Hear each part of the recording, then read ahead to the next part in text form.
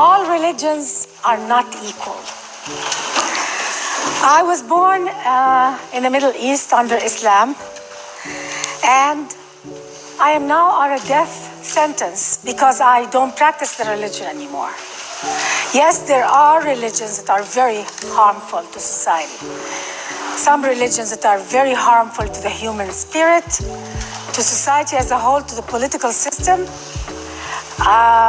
Look at all Middle Eastern cultures, all their governments, from one revolution to another, from one coup d'etat to another, non-stop. Is that a coincidence?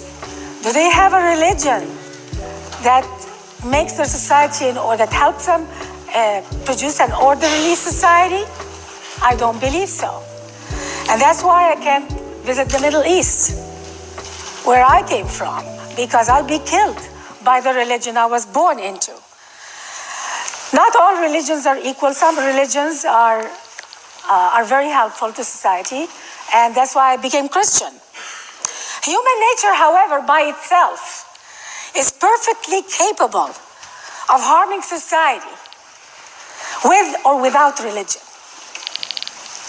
Because a religion like Islam has to protect itself constantly.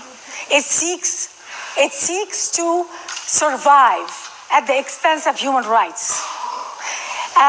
There's a sheikh called Sheikh Qaradawi. Recently, it's on YouTube. You can watch him. He's the top authority on Sunni Islam. He's one of the top authorities. And he recently said that apostasy has to be punished by death, because if Islam abandons death for apostates, Islam will not exist. The top leaders of Islam cannot let go of the death penalty for apostasy in Islam. Why? Because even they don't believe that their religion can survive without government enforcement of the death penalty. The death penalty is part of Sharia. It's in all the schools of Sharia. It condemns those who leave Islam to death. This is a fact in all Sharia schools of law. Okay? In the process of protecting their religion, what happens with Islam is that process of protecting Islam, they have produced an ideology that is anti-human beings, anti-freedom, because Islam needs to survive, and it has produced rights, certain rights to the religion, not to be offended. You have a religion that has a right not to be offended under penalty of death, while at the same time that religion seeks to control government. Islam, has to control government. Islam without government enforcement does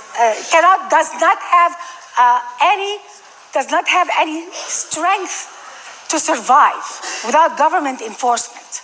So you have a religion that relies on government enforcement while at the same seeks government. What is the problem with all the revolutions in the Middle East right now? What's the problem? The problem is a fight between people who want Islam to control government and between people who don't want Islam to control government. Under Islamic theology, Islam cannot exist without government control. And that's why they have all this chaos in the Middle East between those who want government control and those who don't want government control. But at the same time, the same religion that wants to seek government does not allow, under penalty of death, criticism. It's offended always.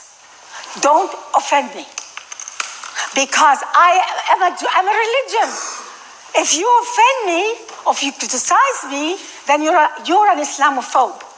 And I refuse that premise. I refuse that premise because if a religion seeks government to control government, that religion has opened itself to criticism. cannot seek government enforcement. It cannot seek government enforcement and at the same time forbid criticism. If you want to be in control of government, then you have to accept criticism. And this is the dilemma of Islam. Thank you.